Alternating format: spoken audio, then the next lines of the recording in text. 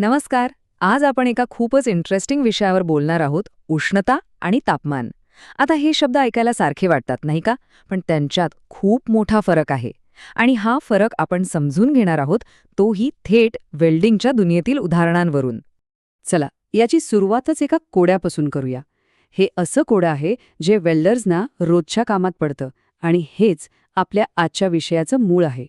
तर मग हे कोडं सोडवायचं असेल तर आपल्याला आधी दोन मूलभूत गोष्टी नीट समजून घ्याव्या लागतील. उष्णता म्हणजे काय आणि तापमान म्हणजे काय. ठीक आहे, तर पहिली गोष्ट उष्णता. आता उष्णता म्हणजे नेमकं काय? सोप्या शब्दात सांगायचं तर ही आहे टोटल एनर्जी, म्हणजे एखाद्या वस्तूमध्ये असलेल्या सगळ्या रेणूंच्या गतीची एकूण बेरीज. बरं, उष्णता म्हणजे टोटल एनर्जी. मग तापमान काय आहे? तापमान म्हणजे त्या एनर्जीची तीव्रता, म्हणजे ती ऊर्जा किती गरम किंवा थंड आहे तिची पातळी मोजते. म्हणजे बघा, फरक अगदी स्पष्ट आहे. उष्णता म्हणजे एकूण ऊर्जा आणि तापमान म्हणजे त्या ऊर्जेची सरासरी तीव्रता. टोटल विरुद्ध ॲव्हरेज, हाच तो महत्वाचा मुद्दा आहे. बरं, हा फरक तर आपल्या लक्षात आला. पण हे तापमान मोजतात कसं? त्यासाठी काही पद्धती आहेत का? चला पाहूया. सगळ्यात जास्त वापरली जाणारी पद्धत म्हणजे सेंटीग्रेड स्केल.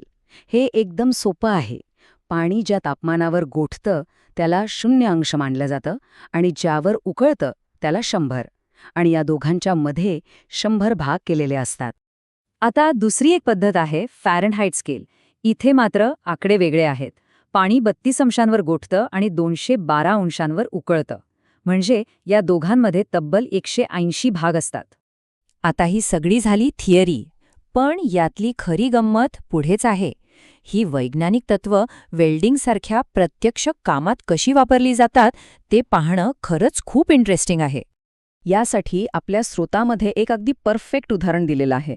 समजा एक 1.5 मिलीमीटरची पातळ स्टील शीट आहे. ती एका लहान ज्योतीनं पटकन वितळते, पण त्याच ज्योतीने 6 मिलीमीटरची जाड प्लेट वितळायला मात्र खूप जास्त वेळ लागतो. आणि इथेच तर खरी गंमत आहे. दोन्ही स्टीलच्या तुकड्यांना वितळण्यासाठी एकाच तापमानापर्यंत पोचायचं आहे, ते म्हणजे साधारणपणे 1530 अंश सेल्सिअस. लक्ष्य तापमान तर एकच आहे.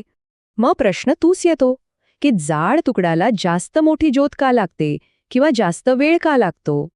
आणि ह्याचं उत्तर आहे वस्तुमान, म्हणजे मास. जाड प्लेटमध्ये जास्त मटेरियल आहे, तिचं वस्तुमान जास्त आहे, त्यामुळे त्या 1530 डिग्रीपर्यंत पोचण्यासाठी तिला खूप जास्त उष्णता ऊर्जा द्यावी लागते. आणि हेच ते बेसिक तत्व आहे जे वेल्डर्स रोजच्या रोज वापरतात. ते त्यांच्या उपकरणांवर नियंत्रण ठेवून हेच तर मॅनेज करत असतात. हा तक्ता बघा, आपल्या स्रोतामधूनच घेतला आहे आणि तो अगदी स्पष्टपणे दाखवतो की वेल्डर्स हे कसे करतात. प्लेटच्या जाडीनुसार नॉझलचा आकार बदलला जातो आणि त्यातून उष्णतेचा प्रवाह नियंत्रित केला जातो. चला, एक उदाहरण घेऊया. अगदी पातळ प्लेट आहे, समजा 0.8 मिलीमीटरची.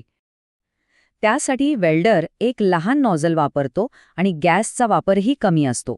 साधारणपणे तासाला फक्त 28 लिटर, म्हणजे कमी उष्णता दिली जाते. पण आता याच्या एकदम उलट पाहूया. समजा प्लेट खूप जाड आहे, 12 मिलीमीटरची. इथे बघा, फरक किती प्रचंड आहे. गॅसचा वापर तासाला थेट 1280 लिटरवर जातो, म्हणजे 45 पटींपेक्षा जास्त. याचा अर्थ तितकी जास्त उष्णता ऊर्जा त्या जाड प्लेटला द्यावी लागते फक्त तेवढ्याच तापमानापर्यंत पोहोचवण्यासाठी.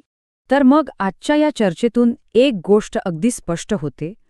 ऊर्जेचं व्यवस्थापन म्हणजे फक्त तापमान पाहणं नाही, तर एकूण उष्णता नियंत्रित करणं जास्त महत्वाचं आहे. आता हा फरक कळल्यावर एक विचार करण्यासारखा प्रश्न उरतो. निर्मितीसाठी किंवा अगदी विनाशासाठी केवळ तापमानच नाही, तर उष्णता नियंत्रित करणे आणखी कुठे कुठे महत्वाचं ठरत असेल.